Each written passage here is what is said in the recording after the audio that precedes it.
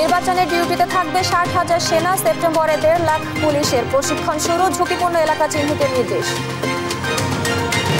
সব দলের কাছে পৌঁছেছে জুলাই সনদের খসড়া। 30 জুলাইয়ের মধ্যে দিতে হবে মতামত। 5 কমিশনকে সংবিধানে সংযুক্তের সিদ্ধান্ত।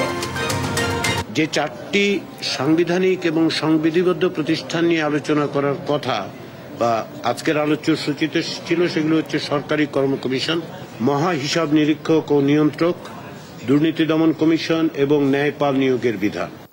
সমন্বয়করা চাঁদাবাজিতে জড়ানোয় বেদনায় নীল মির্জা ফখরুল। ফ্যাসিবাদের পুনর্বাসন রুখতে কোন্দলে না জড়ানোর আহ্বান। জুলাই সনদ রেখে জাতীয় নির্বাচনের প্রস্তুতি শুরু করবে এনসিপি। সুষ্ঠু, অবাধ ও নিরপেক্ষ ভোট আশা করছে জামায়াত। ডাকসু নির্বাচন হতে পারে 13 সেপ্টেম্বর। তফসিল ঘোষণা আজ। 35 বছর পর 15 সেপ্টেম্বর হবে ডাকসু নির্বাচনের ভোট গ্রহণ।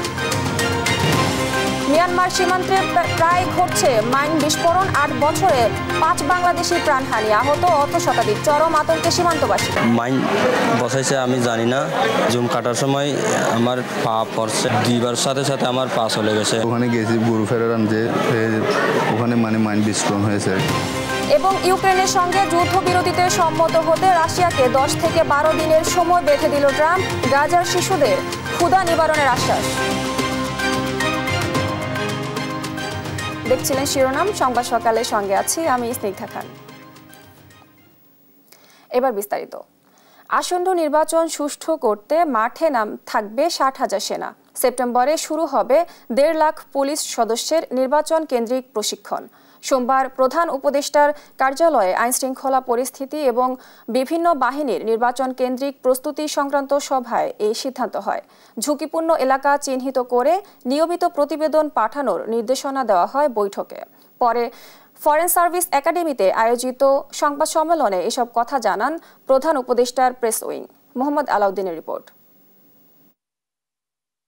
প্রধান উপদেষ্টা ডক্টর মোহাম্মদ ইউনূসের ঘোষণা অনুযায়ী আগামী ফেব্রুয়ারিতে হতে পারে ত্রয়োদশ জাতীয় নির্বাচন।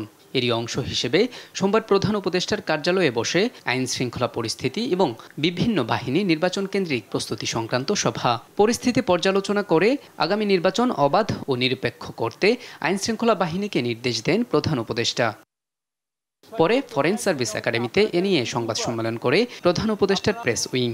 প্রেস সচিব জানান, নির্বাচন সামনে রেখে সেপ্টেম্বরে শুরু হবে 1.5 লাখ পুলিশ সদস্যের প্রশিক্ষণ। স্ট্রাইকিং ফোর্স হিসেবে মাঠে থাকবে 60,000 সেনা সদস্য। এ নিয়ে সমন্বয় বাড়ানোর সিদ্ধান্ত হয়েছে বৈঠকে। 1.5 লক্ষ পুলিশের ট্রেনিং হবে ইলেকশনের বিষয়ে সেপ্টেম্বর থেকে, আগামী মাসে সেপ্টেম্বর, অক্টোবর এবং নভেম্বরে। সেনাবাহিনীর তরফ থেকে বলা হয়েছে যে প্রায় 60,000-এর মতো ট্রুপস এই নির্বাচনী ডিউটিতে থাকবেন। নির্বাচনের ঝুঁকিপূর্ণ এলাকাগুলো চিহ্নিত করার পাশাপাশি আইন শৃঙ্খলা বাহিনীকে নিয়মিত প্রতিবেদন পাঠাতে বলা হয়েছে। গুজব প্রতিরোধেও চলছে কাজ। যে জায়গাগুলোতে সমস্যা হতে পারে বলে আইন শৃঙ্খলা রক্ষাকারী বাহিনী মনে করে, সেই স্পটগুলোকে দ্রুত আইডেন্টিফাই করার কথা বলেছে। প্রশ্নের জবাবে প্রেস সচিব জানান, মার্কিন চার্জ দ্য অ্যাফেয়ার্সের সঙ্গে সাক্ষাতে সন্ত্রাসবাদের বিরুদ্ধে জিরো টলারেন্সের কথা জানিয়েছেন প্রধান উপদেষ্টা। গোপালগঞ্জে সহিংসতায় গোয়েন্দা সংস্থার ব্যর্থতা আছে কিনা তাও খতিয়ে দেখা হচ্ছে। চার্জ দ্য অ্যাফেয়ার্সকে জানিয়েছেন যে বাংলাদেশ গভর্নমেন্টের, ইন্টারিম গভর্নমেন্টের টপ প্রায়োরিটি হচ্ছে কাউন্টার টেরোরিজম। গোপালগঞ্জের বিষয়ে তো আমাদের গভর্নমেন্ট একটা ইনকোয়ারি কমিশন করেছেন। নির্বাচন ঘিরে মাঠ প্রশাসনে প্রয়োজনীয় রদবদলের পাশাপাশি গোয়েন্দা তৎপরতা জোরদারের নির্দেশনা দেওয়া হয়েছে বৈঠকে। মোহাম্মদ আলাউদ্দিন, দেশ টিভি, ঢাকা। সব রাজনৈতিক দলের কাছে পৌঁছেছে জাতীয় সনদের খসড়া। 30 জুলাই দুপুর 12টার মধ্যে খসড়ার বিষয়ে দিতে হবে মতামত, জানিয়েছেন ঐকমত্য কমিশনের সহসভাপতি অধ্যাপক আলী রিয়াজ। 5 কমিশনকে সংবিধানে সংযুক্তের সিদ্ধান্ত হয়েছে বলেও জানান তিনি। এ সময় 4 ভাগের 3 ভাগ রাজনৈতিক দল, সরকারি কর্ম কমিশন এবং দুর্নীতি দমন কমিশনের নিয়োগ কমিটি গঠনে একমত হলেও ঐকমত্যে পৌঁছেনি কিছু বিষয়। সাদ আহমেদের রিপোর্ট। ফরেন সার্ভিস একাডেমিতে জাতীয় ঐকমত্য কমিশনের দ্বিতীয় ধাপের 20তম বৈঠকে নির্ধারিত বিষয় ছিল সরকারি কর্ম কমিশন, দুর্নীতি দমন কমিশন, মহা হিসাব নিরীক্ষক ও নিয়ন্ত্রক ন্যায়পাল নিয়োগ এবং নারী প্রতিনিধিত্ব। আলোচনা শেষে কমিশনের সহসভাপতি অধ্যাপক আলী রিয়াজ বলেন, জাতীয় সনদের খসড়া পৌঁছে দেওয়া হয়েছে। রাজনৈতিক দলগুলোকে 30 জুলাই দুপুর 12টার মধ্যে মতামত জানাতে অনুরোধ করা হয়েছে। আমরা আন্তরিকভাবে অনুরোধ করেছি রাজনৈতিক দলগুলোকে যেন তারা এই বিষয়ে আজকে রাতে প্রয়োজনীয় নীতি নির্ধারকদের সাথে কথাবার্তা বলে কতটুকু ছাড়, কতটুকু গ্রহণযোগ্যতা গ্রহণ করার জায়গায় তারা আসতে পারেন, তারা যেন সেই চেষ্টা করেন। আলোচনার শুরুতেই সাংবিধানিক ও সংবিধিবদ্ধ প্রতিষ্ঠানে নিয়োগ ইস্যুতে কমিশনের দেওয়া প্রস্তাব নির্বাহী ক্ষমতাকে অতিরিক্ত দুর্বল করবে উল্লেখ করে আলোচনা সাময়িক বয়কট করে বিএনপি। প্রত্যাশা অনেক, আমাদের নতুন পরিবর্তিত অবস্থায় জনপ্রত্যাশা এবং জন আকাঙ্ক্ষা পরিপূরণের জন্য আগামী দিনে নির্বাহী বিভাগের কাছে অনেক বেশি প্রত্যাশা, অনেক বেশি কার্যক্রম আশা করে যে নির্বাহী বিভাগকে অতিরিক্ত দুর্বল করার মধ্য দিয়ে রাষ্ট্রের সেই আকাঙ্ক্ষা, জনগণের সেই আকাঙ্ক্ষা পরিপূর্ণ হবে না। আরপিএসসি নিয়োগ দল নিরপেক্ষ করার প্রস্তাব করে জাতীয় নাগরিক পার্টি। দুদককে সাংবিধানিক প্রতিষ্ঠান আকারে অন্তর্ভুক্ত করা হলে রাজনৈতিক দলগুলো প্রতিষ্ঠানটির পরিবর্তন করতে পারবে না বলেও জানান এনসিপি সদস্য সচিব আক্তার হোসেন। সরকারি কর্ম কমিশন পিএসসি তাদের নিয়োগ প্রক্রিয়া সেটা যেন দলনিরপেক্ষ হয়, সেটা যেন সরকারি দল বিরোধী দল সকলের একটা অংশগ্রহণের মধ্য দিয়ে হয়, সেই প্রস্তাবটাই আমরা করেছি। অন্যদিকে জামাতের নায়েবে আমির সৈয়দ আব্দুল্লাহ মোহাম্মদ তাহের বলেন, আগামী নির্বাচনে প্রথম এজেন্ডা থাকবে দুর্নীতিমুক্ত বাংলাদেশ। 4 ভাগের 3 ভাগ দল দুদককে সাংবিধানিক রূপ দিতে একমত বলেও জানান তিনি। নির্বাচনে প্রথম এজেন্ডাই থাকবে দুর্নীতিমুক্ত বাংলাদেশ। প্রায় 3/4 পার্টিও আজকে এটা সংবিধানে অন্তর্ভুক্ত করার ব্যাপারে কথা বলেছে। আর বাংলাদেশ বিপ্লবী ওয়ার্কার্স পার্টির নেতা সাইফুল হক বলেন, তত্ত্বাবধায়ক সরকারের অধীনে আগামী নির্বাচন হওয়ার পক্ষে তারা। বিপ্লবী ওয়ার্কার্স পার্টি সহ আজকের অধিকাংশ রাজনৈতিক দল এ ব্যাপারে তাদের সম্মতি এবং তাদের মতামত ইতিবাচকভাবেই তারা ব্যক্ত করেছেন। রাজনৈতিক দলগুলোর হাতে জুলাই সনদের খসড়া তুলে দিতে দ্রুত সময়ে ঐক্য গড়ার চেষ্টা চলছে বলে জানায় ঐক্যমত্য কমিশন। আমরা এটা রাজনৈতিক দলগুলোর কাছে পৌঁছাবার ব্যবস্থা করব। সাদ আহমেদ, দেশ টিভি, ঢাকা। সমন্বয়কদের বিরুদ্ধে চাঁদাবাজির অভিযোগ ওঠায় উদ্বেগ জানিয়েছেন বিএনপির মহাসচিব মির্জা ফখরুল ইসলাম আলমগীর। বলেন, গণ অভ্যুত্থানের 1 বছর পার হলেও দেশের রাজনৈতিক বাস্তবতায় কোনো ইতিবাচক পরিবর্তন আসেনি, আর রাজনৈতিক দলগুলো নিজেরা কোন্দলে জড়ানোয় পুনর্বাসনের সুযোগ নিচ্ছে পতিত ফ্যাসিস্টরা। এদিকে দ্রুত নির্বাচন দাবি করে দলটির সিনিয়র যুগ্ম মহাসচিব রুহুল কবির রিজভী বলেন, চাঁদাবাজ যে দলেরই হোক তার বিচার নিশ্চিত করতে হবে। তন্দ্রা তারণ্যকে সঙ্গে নিয়ে নিয়াজ মোর্শেদের প্রতিবেদন। সোমবার সকালে রাজধানীর শাহবাগে জাতীয়তাবাদী যুবদল আয়োজিত গ্রাফিতি অঙ্কন কর্মসূচি উদ্বোধন করেন বিএনপি মহাসচিব মির্জা ফখরুল ইসলাম আলমগীর। এর আগে দেয়া বক্তব্যে তিনি বলেন, গণ অভ্যুত্থানের 1 বছর পার হলেও দেশের রাজনৈতিক বাস্তবতায় কোনো গঠনমূলক পরিবর্তন আসেনি। সমন্বয়কদের চাঁদাবাজিতে জড়ানোর ঘটনায় উদ্বেগ প্রকাশ করেন মির্জা ফখরুল। যে গোটা বাংলাদেশ তোমাদের দিকে চেয়ে আছে, এই তরুণ যুবক যারা বদলে দিয়েছে, যারা পাল্টে দিয়েছে সেই হাসিনার ক্ষমতাকে, তাকে দূর করে দিয়েছে দেশ থেকে, তাদেরকেই তো এখন এই দেশ গড়ে তুলতে হবে। রাজনৈতিক দলগুলো সংস্কার কাজে সহযোগিতা করছে না সরকারের পক্ষ থেকে, এমন অভিযোগ নাকচ করেন বিএনপি মহাসচিব। এখনো শেখ হাসিনার বিচার দৃশ্যমান না হওয়া নিয়ে প্রশ্ন করেন তিনি। বর্তমান সরকার যারা প্রতি মুহূর্তে সংস্কারের কথা বলছেন, রাজনৈতিক দলগুলোকে দোষারোপ করার চেষ্টা করছেন ইনডাইরেক্টলি, যে আমরা কোঅপারেট করছি না, কথাগুলো সঠিক নয়। আমরা সারাক্ষণ তাদের এই সংস্কার কর্মসূচির সঙ্গে আমরা সহযোগিতা করছি। এদিকে বিএনপির কেন্দ্রীয় কার্যালয়ে এক অনুষ্ঠানে দলটির সিনিয়র যুগ্ম মহাসচিব রুহুল কবির রিজভী প্রশ্ন তোলেন, গণতন্ত্র মুখ্য উদ্দেশ্য হলে নির্বাচন দিতে দেরি কেন? আসন্ন নির্বাচন মানুষ যাতে নির্ভয়ে করতে পারে, ভোটাররা যাতে নির্বিঘ্নে ভোট কেন্দ্রে যেতে পারে, সেই পরিবেশ তৈরি করার দায়িত্ব হচ্ছে অন্তর্বর্তী সরকারের। সম্প্রতি সমন্বয়ক পরিচয়ে চাঁদাবাজির প্রসঙ্গে তিনি বলেন, চাঁদাবাজ যে দলেরই হোক তার বিচার নিশ্চিত করতে হবে। নিয়াজ মোর্শেদ, দেশ টিভি, ঢাকা। চাঁদাবাজদের বিরুদ্ধে রুখে দাঁড়ানোর ঘোষণা দিয়ে নেতাকর্মীদের জনগণের পাশে থাকার আহ্বান জানিয়েছেন এনসিপি আহ্বায়ক নাহিদ ইসলাম। একই সঙ্গে জুলাই সনদ ও ঘোষণাপত্র নিয়ে কোনো তালবাহানা চলবে না বলেও হুঁশিয়ারি দেন তিনি। সোমবার ময়মনসিংহে পথসভায় নাহিদ এসব কথা বলেন। সহকর্মী ইলিয়াস আহমেদের তথ্য ছবিতে জানাচ্ছেন আপন অপু। বৃষ্টি উপেক্ষা করেই সোমবার ময়মনসিংহে পদযাত্রা ও সমাবেশ করেছে জাতীয় নাগরিক পার্টি এনসিপি। দুপুরে শহরে পৌঁছে খোঁজ খবর নেন জুলাই আন্দোলনে আহত ও শহীদ পরিবারের সদস্যদের। পরে বেলা 5টার দিকে শহীদ সাগর চত্বর থেকে পদযাত্রা করে টাউন হল মাঠে সমাবেশে বক্তব্য রাখেন কেন্দ্রীয় নেতারা। এ সময় এনসিপির নাম ব্যবহার করে চাঁদাবাজির জন্য দুঃখ প্রকাশ করে হাসনাত আব্দুল্লাহ বলেন, তেলবাজ ও সেলফিবাজ নেতাদের এনসিপিতে প্রয়োজন নেই। দুঃখজনক বিষয়, আমাদের নাম পরিচয় ব্যবহার করে, এনসিপির ব্যানারকে ব্যবহার করে অনেকে এই চাঁদাবাজিতে যুক্ত হচ্ছেন। আমরা মুখে মুখে বলবো নতুন রাজনৈতিক বন্দোবস্ত, কিন্তু আপনি কি করবেন চাঁদাবাজি, এই জিনিসগুলো কিন্তু আমরা বরদাস্ত করব না। আরেক ধরনের নেতা কর্মী রয়েছে, একটা সেলফি তুলে ফেসবুকে হচ্ছে সেলফি বাণিজ্য করে, প্রশাসনে ছবি বাণিজ্য করে, এদেরকে প্রতিহত করবেন। চাঁদাবাজদের বিরুদ্ধে রুখে দাঁড়ানোর ঘোষণা দিয়ে নেতাকর্মীদের জনগণের পাশে থাকার আহ্বান জানান এনসিপি আহ্বায়ক নাহিদ ইসলাম। নেতাকর্মীদের উদ্দেশ্যে আমাদের আহ্বান থাকবে, আপনারা জনগণের পাশে দাঁড়ান, জনগণের সমস্যা সমাধান করুন, আপনারা সামাজিক আন্দোলন গড়ে তুলুন। এই ময়মনসিংহবাসীর পক্ষে আপনারা আন্দোলন গড়ে তুলুন, দুর্নীতি, চাঁদাবাজ, সন্ত্রাসের বিরুদ্ধে সামাজিক আন্দোলন গড়ে তুলুন। এ সময় জুলাই সনদ ও ঘোষণাপত্র নিয়ে কোনো তালবাহানা চলবে না বলে হুঁশিয়ারিও দেন নাহিদ। দেশে সংস্কার প্রক্রিয়া চলছে, ঐক্যমত্য কমিশন বলেছে জুলাই সনদ হবে, আমরাও বলেছি জুলাই সনদ হতেই হবে, এবং সেটা 5ই আগস্টের মধ্যে। ইনশাআল্লাহ আমরা 5ই আগস্টের মধ্যেই জুলাই সনদ এবং জুলাই ঘোষণাপত্র আদায় করতে পারবো। বিগত সময়ে ময়মনসিংহ জেলা বিভিন্ন খাতে বঞ্চিত ও ক্ষতির মুখে পড়েছে উল্লেখ করে এই অঞ্চলের মানুষকে সঙ্গে নিয়ে প্রত্যাশিত বাংলাদেশ গড়ার ঘোষণা দেন নাহিদ ইসলাম। এর আগে সকালে জামালপুরে পদযাত্রা ও সমাবেশ করে এনসিপি। আপন অপু, নিউজ ডেস্ক, দেশ টিভি। দেশে সুষ্ঠু, অবাধ ও ঐক্যমত্যের ভিত্তিতে একটি নিরপেক্ষ নির্বাচনের প্রত্যাশা জানিয়েছেন জামায়াতে ইসলামী আমির ডক্টর শফিকুর রহমান।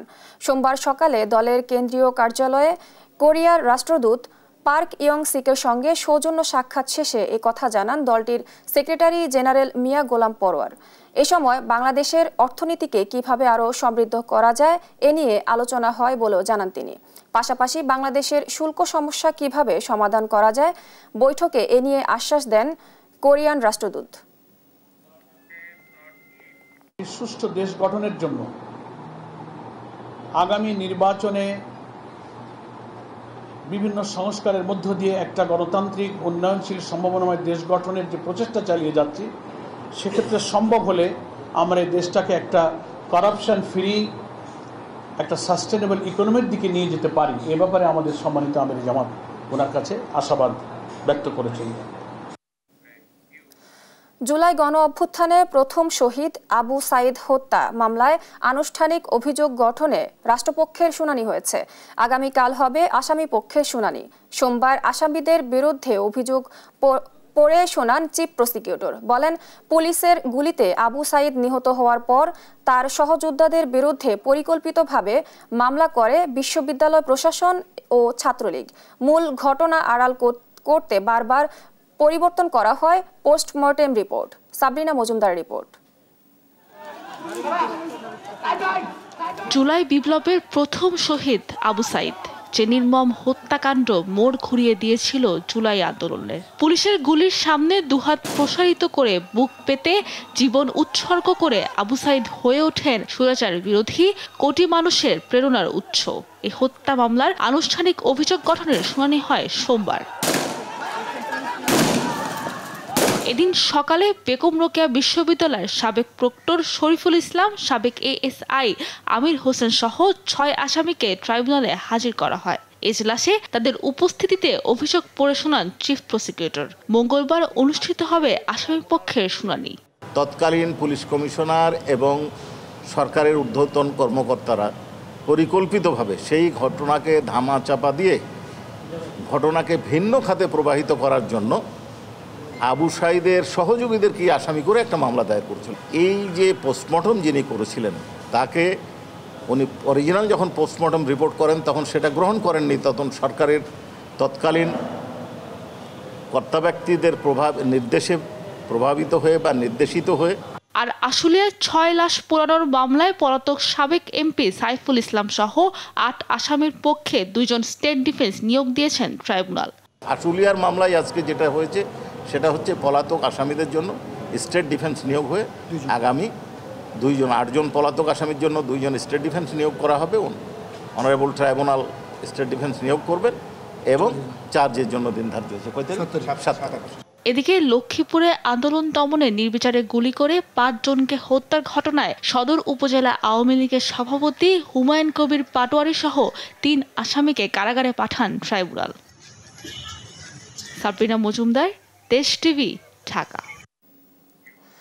গুলশানে সাবেক এমপির বাসায় 50 লাখ টাকা চাঁদাবাজির সময় গ্রেপ্তার বৈষম্য বিরোধী ছাত্র আন্দোলনের নেতাদের রিমান্ডে নতুন নতুন তথ্য আসছে বলে জানিয়েছেন গুলশান থানার ভারপ্রাপ্ত কর্মকর্তা হাফিজুর রহমান।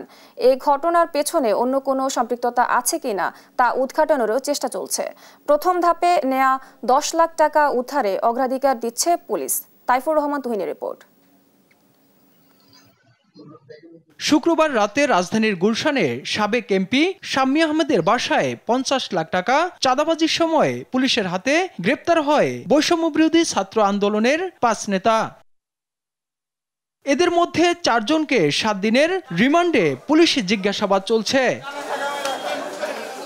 রিমান্ডের প্রথম দিনই নতুন তথ্য পাওয়া গেছে বলে জানিয়েছেন গুলশান থানার ভারপ্রাপ্ত কর্মকর্তা হাফিজুর রহমান। তবে তদন্তের স্বার্থে সে সম্পর্কে কথা বলেননি তিনি। যেহেতু তদন্ত পর্যায়ে আছে এই বিষয়গুলো এত ডিসক্লোজ করে বলা যাবে না, তবে আমরা তাদেরকে ওইভাবে না দেখিয়ে আমরা দেখছি তারা অপরাধী। তো একজন অপরাধীকে কিভাবে আইনের আওতায় এনে তাদের বিরুদ্ধে বিচারে পাঠানো যায় এটাই আমাদের মুখ্য কাজ। প্রথম ধাপে নেয়া 10 লাখ টাকা উদ্ধারে সর্বোচ্চ গুরুত্ব দেয়া হচ্ছে বলেও জানান তিনি। তার হিস্ট্রি নিয়ে গুরুত্ব দিচ্ছি, যেগুলো বিভিন্ন নিউজে এসেছে ওগুলো আমরা ওগুলোর উপর জিজ্ঞাসাবাদ করবো তারা। আর মূল বিষয় আমাদের এই মামলায় যে রিকভার বিষয় টাকা পয়সা চাঁদার টাকা রিকভারটা করা যায় কিনা এসব বিষয় আমরা সব নিয়ে, তাদের সাথে আরও কেউ জড়িত আছে কিনা, কোনো গডফাদার আছে কিনা, এসব সার্বিক বিষয় নিয়ে আমরা কাজ করতেছি। গ্রেপ্তারের সময় ছাত্র নেতা রিয়াদ পুলিশের সাথে খারাপ ব্যবহার সহ পুলিশকে পুড়িয়ে মারার হুমকি দিয়েছে বলে বিভিন্ন গণমাধ্যমে খবর আসে। তাইফুর রহমান তুহিন, দেশ টিভি, ঢাকা। কোনো ধরনের চাঁদাবাজিকে প্রশ্রয় দেওয়া হবে না বলে জানিয়েছেন স্বরাষ্ট্র উপদেষ্টা জাহাঙ্গীর আলম চৌধুরী। সোমবার সচিবালয়ে সাংবাদিকদের তিনি আরও বলেন, চাঁদাবাজ যত শক্তিশালী হোক কিংবা যে দলেরই হোক ছাড় দেওয়া হবে না। উপদেষ্টা জানান, নির্বাচন সামনে রেখে ধাপে ধাপে আইনশৃঙ্খলা বাহিনীর সদস্যদের প্রশিক্ষণ দেওয়া হবে। সেই সঙ্গে মাদক নিয়ন্ত্রণে জোর প্রচেষ্টা চালানো হচ্ছে বলেও জানান তিনি। চাঁদাবাজির অবশ্যই হচ্ছে, আপনারা তো বড় করে রিপোর্ট দিচ্ছেন না যে গুলশানের কি চাঁদাবাজকে আমরা ছাড় দেই নেই, গুলশানের চাঁদাবাজকে ধরছি না। কোনো চাঁদাবাজকে ছাড় দেওয়া হবে না, সে যত বড় লোকই হোক এবং যত প্রভাবশালী হোক না কেন, কাকেই ছাড় দেওয়া হবে না। মাইলস্টোন স্কুল অ্যান্ড কলেজে যুদ্ধবিমান বিধ্বস্তের ঘটনায় জাতীয় বার্ন ইনস্টিটিউটের আইসিইউতে ভর্তি থাকা 3 জনের অবস্থা অপরিবর্তিত বলে জানিয়েছেন পরিচালক অধ্যাপক ডক্টর নাসির উদ্দিন। আর সাধারণ বেডে থাকা 3 রোগীর অবস্থা উন্নতি হওয়ায় যে কোনো সময় ছাড়পত্র দেওয়া হতে পারে তাদের। বিস্তারিত হাসান আল মাহমুদের রিপোর্ট। মাইলস্টোন ট্র্যাজেডিতে মৃত্যুর তালিকায় যোগ হলো আরও এক শিক্ষার্থী। রোববার দিবাগত রাত 2টার দিকে জাতীয় বার্ন প্লাস্টিক সার্জারি ইনস্টিটিউটে চিকিৎসাধীন অবস্থায় মারা যান মাইলস্টোন স্কুল অ্যান্ড কলেজের 7ম শ্রেণীর শিক্ষার্থী শাহিল ফারাবি আয়ান। শরীরের 40% পুড়ে গিয়েছিল তার। স্বাস্থ্য মন্ত্রণালয়ের হিসেব অনুযায়ী এখন পর্যন্ত মাইলস্টোন ট্র্যাজেডিতে মৃত্যু হয়েছে 34 জনের। এর মধ্যে জাতীয় বার্ন ইনস্টিটিউটে মৃত্যু হয়েছে 18 জনের। সোমবার দুপুরের সংবাদ সম্মেলনে হাসপাতাল পরিচালক অধ্যাপক ডক্টর নাসির উদ্দিন বলেন, আইসিইউতে থাকা 3 জনের অবস্থা এখনও অপরিবর্তিত।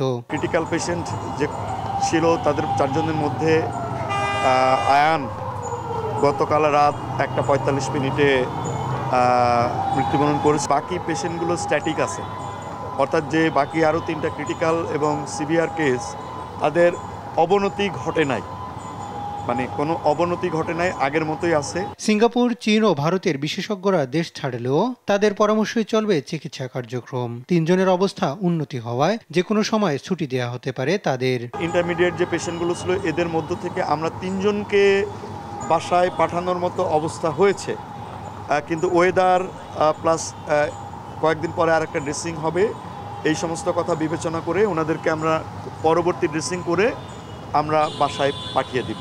মাইলস্টোনের ঘটনা তদন্তে 9 সদস্যের কমিশন গঠন করেছে সরকার। হাসান আল মাহমুদ, দেশ টিভি, ঢাকা। ডাকসু নির্বাচনের সম্ভাব্য তারিখ 13 সেপ্টেম্বর। আজ বিকেল 4টার দিকে আনুষ্ঠানিকভাবে ঘোষণা করা হবে তফসিল। একই সঙ্গে তফসিল হবে 18টি হল সংসদ নির্বাচনেরও। চিফ রিটার্নিং কর্মকর্তা জানান, বৈধ শিক্ষার্থীদের নিয়ে ভোটার তালিকা চূড়ান্ত হয়েছে। এদিকে ডাকসু নির্বাচন নিয়ে বেশিরভাগ ছাত্র সংগঠন প্রস্তুত থাকলেও এখনও হল কমিটি ঘোষণা করেনি ছাত্রদল। তফসিল ঘোষণা হলেই প্রতিক্রিয়া জানাবেন তারা। আরও জানাচ্ছেন জান্নাতুল মোহনা।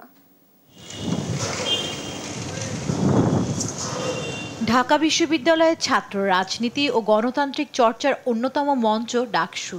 জুলাই গণ অভ্যুত্থানের পর থেকেই নির্বাচন দিয়ে ডাকসুকে সক্রিয় করার তাগাদা দিতে থাকে ছাত্র সংগঠনগুলো। অবশেষে মঙ্গলবার ঘোষণা করা হবে ঢাকা বিশ্ববিদ্যালয় কেন্দ্রীয় ছাত্র সংসদ ডাকসু নির্বাচনের তফসিল। চিফ রিটার্নিং অফিসার অধ্যাপক ডক্টর মোহাম্মদ জসিমউদ্দিন জানান, সব প্রস্তুতি শেষ। সেপ্টেম্বরের দ্বিতীয় সপ্তাহে হবে ভোট। আমরা আগামীকাল 4টার ভিতরে আমরা তফসিল ঘোষণা করব। আমাদের প্রস্তুতি মোটামুটি সম্পন্ন। আমাদের খসড়া যে ভোটার তালিকা আমরা হয়তো আজকে রাত্রির ভিতর পেয়ে যাব। সেপ্টেম্বরের সেকেন্ড উইক যে কোনো সময় ভোটের দিন হবে। এদিকে ডাকসু নির্বাচন নিয়ে সরব ছাত্র সংগঠনগুলো। ঢাকা বিশ্ববিদ্যালয় ছাত্রদল সাধারণ সম্পাদক জানান, এককভাবে প্যানেল দিতে প্রস্তুত তারা। দ্রুত হল কমিটি ঘোষণার কথাও জানান তিনি। ছাত্র সংগঠন হিসেবে আমরা বৃহৎ ছাত্র সংগঠন, আমাদের যে কোনো সময় যে কোনো মুহূর্তে আমরা প্যানেল ঠিক করতে পারি, কারণ আমাদের মধ্যে এত অভ্যন্তরীণ যে রাজনৈতিক প্রতিযোগিতা এত বেশি, আমরা আসলে আমাদের আরও সময় নিতে হবে যে আসলে আমরা কাদেরকে দিব। এত নেতাকর্মী আমাদের, তো এই জায়গা থেকে এটা আমাদের জন্য খুব বেশি কঠিন কাজ না। নির্বাচনে জোট করার কথা ভাবছে কোনো ছাত্র সংগঠন। শুধু গণতান্ত্রিক ছাত্র জোট প্যানেলভুক্ত যে সংগঠনগুলো সেই সংগঠনগুলোই থাকবে এমন না। আমরা আরও যারা গণতন্ত্র মনা আছে, যারা ছাত্রদের পক্ষে কথা বলে, ছাত্রদের শিক্ষার সাথে ছাত্রদের স্বার্থে যারা কথা বলে, তাদেরকে নিয়ে আমরা একটা প্যানেল করব। যদি আমরা ওইভাবে দেখি যে গণ অভ্যুত্থানের শক্তি আকারে আমরা বিশ্ববিদ্যালয় ক্যাম্পাস, আমাদের যে রাজনৈতিক ভাবনা এবং বিশ্ববিদ্যালয় নিয়ে যে ভাবনা, তাদের সাথে যদি মিল পায়, আমাদের হয়তো আমরা জোটবদ্ধ হতে পারে আমাদের সংগঠন। আবার অনেকের দাবি, তফসিল ঘোষণা করেই যেন প্রশাসন ঝিমিয়ে না পড়ে, পরবর্তী কার্যক্রম যেন নিয়মতান্ত্রিক ভাবে হয়।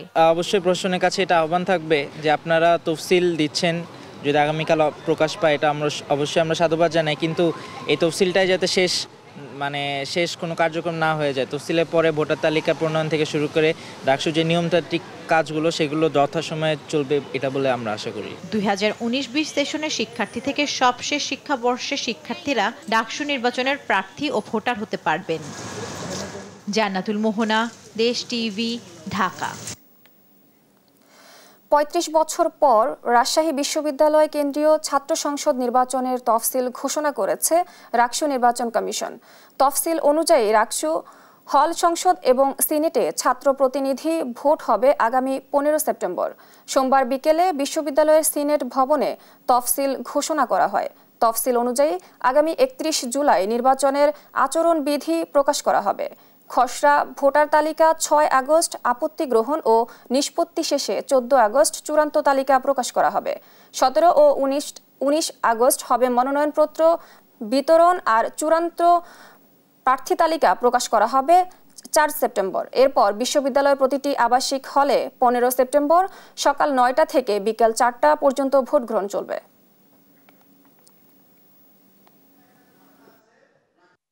প্রত্যেক আবাসিক হলে ভোট গ্রহণ করা হবে।